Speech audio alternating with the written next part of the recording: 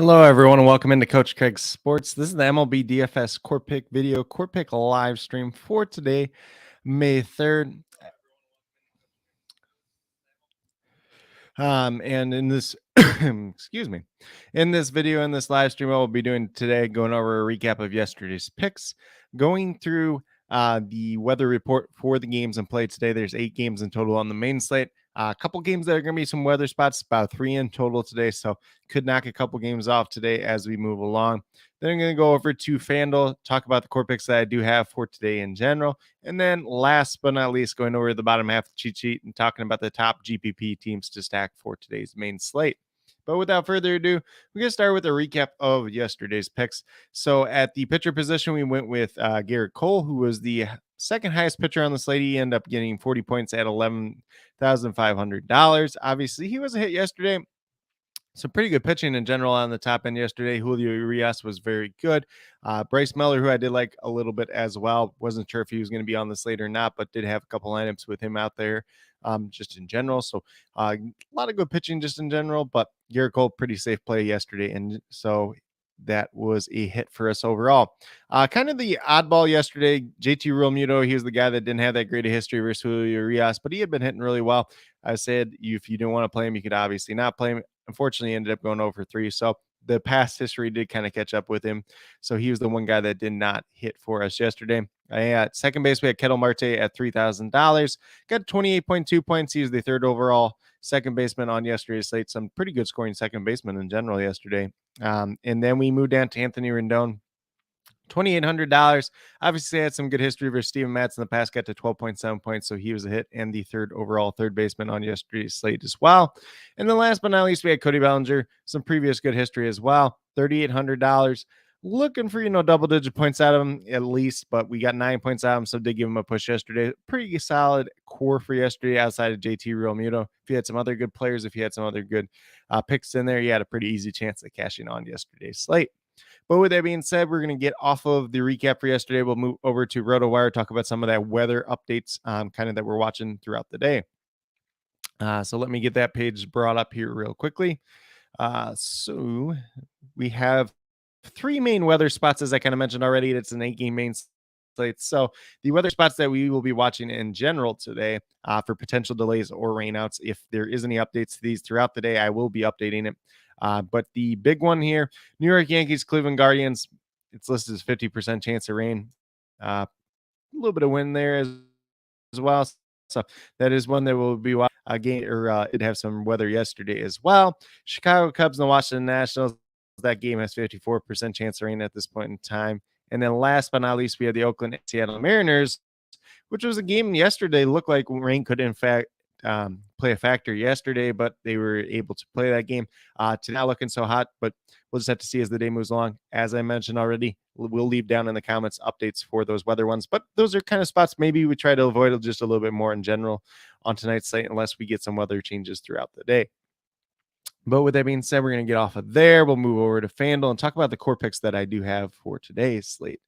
So I'm bringing this up here as we are talking. At the pitcher position, I am paying down to Alek Manoah today at $8,400. A pretty decent, cheap price for Alek Manoah. Obviously, he's had like 3 bad starts this season, but he's going against the Boston Red Sox today, and he has very good history versus them. In the past, he had 4 starts versus them last season. His point totals in those starts were 40, 46, 37, and 52 points. So the only Red Sox hitter that has decent history at all against him is Alex Verdugo, who's like 7 for 16. But all the other Red Sox hitters have not hit him well in the past. Obviously, we've seen some flashes of that high-end upside with Alek Manoah once again. And, not the highest strikeout guy, but at $8,400, if he offers that upside to get us to 40 points today, opens up some salary elsewhere. Definitely a guy that we want to consider with the history that he does have against this Boston team in general. And then we want to bring up his game logs real quick. Obviously, he's made 6 starts so far this season. We can look at a couple of those. 30 points last time out, 40 points the time before that. But, last time a little bit of walks in there. Then, the couple down starts in there, the 8, the 13, and the 4. But we did get 46 in there as well. So we got 40-point upside in him for sure in a good matchup today. Definitely like that. Then we move down to first base with Ryan Mountcastle. He is going against Zach Greinke of the Kansas City Royals today. He is 5 for 9 with 1 home run versus Zach Greinke in his career. Looking at some of Mountcastle's recent success, We can look here in the game logs as well.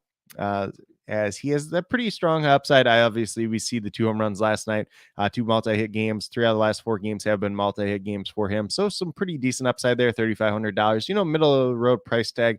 Nothing too crazy, but it's still on the higher end for a guy like Ryan Mountcastle in general. Then at third base, we're going down to Anthony Rendon. Once again, he is $100 cheaper than he was yesterday. He's still got pretty good history against the pitcher for the Cardinals today, and Miles Mikolas.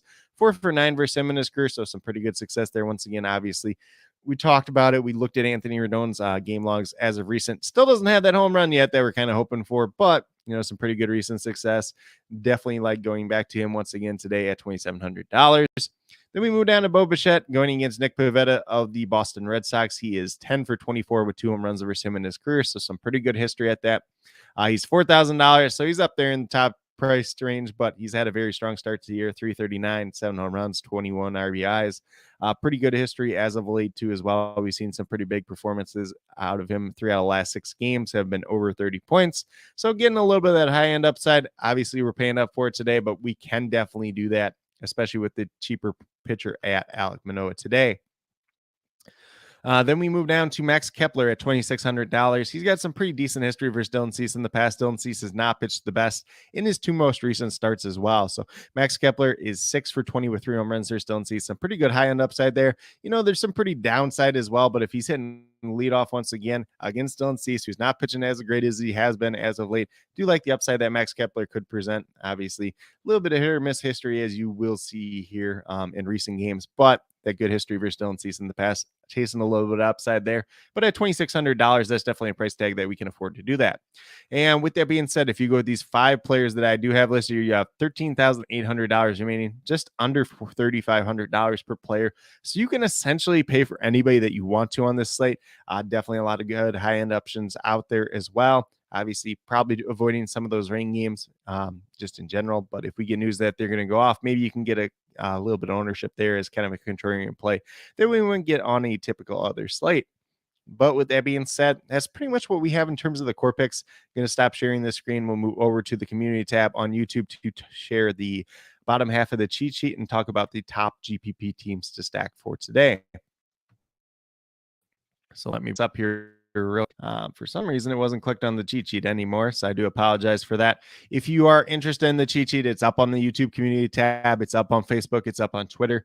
Coach Craig Sports on Facebook. Coach Craig's at Coach Craig Sport on Twitter. It's up on the Patreon page as well as some additional notes related to pitchers, whether I would play them today, whether I would avoid them, whether they're a little bit more risky or kind of a hit or miss play, and then some hitter versus pitcher matchups as well as some additional teams to stack, because on a cheat sheet, some days you can only put 3 or 4 up there, but sometimes there is upwards of like 6-7 teams to stack, just given the size of the slate and the guys that are pitching on that given day as well. But with that being said, these are the top GPPT teams to stack that I do have for today. The Toronto Blue Jays going against Nick Pivetta. They have pretty good history versus him. Obviously, you can look at Bo Bichette, who is in the core picks. You can look at Vladimir Guerrero Jr., only 5 for 22, but he does have 2 home runs versus him. Kevon Biggio has hit 2 home runs versus him as well. George Springer's only $2,800 at this point in time. He's been dealing with like a little bit of back injury though, but has really good history versus Nick Pivetta as well. So a lot of different options we can go there. Alejandro Kirk as well. And then we move over to the Baltimore Orioles. They're going against Zach Greinke. Zach Greinke is not what he used to be at any point in time, but this Orioles team has hit him pretty well in the past, whether it's Cedric Mullins, Austin Hayes, Ryan Mountcastle. Those are the 3 main ones, but if you want to attack some of these other hitters, definitely feel free to do so. Gunnar Henderson's only $2,500 and eligible at shortstop and third base today. If you want to throw him in a couple lineups, definitely does make some sense there. Then we move over to the Colorado Rockies. They have pretty good history versus Eric Lauer in the past, especially last season, so don't mind getting a Charlie Blackmon, who is like 12 for 24 with 2 home runs versus him. A couple of different guys. CJ Cron's hitting the ball pretty well once again, and he hits left-handed pitching pretty well. Ryan McMahon's 2 for 4 versus him. A couple different options there. Ezekiel Tovar is starting to hit the ball a little bit more as of late, so cheap option at shortstop if you want to go there today.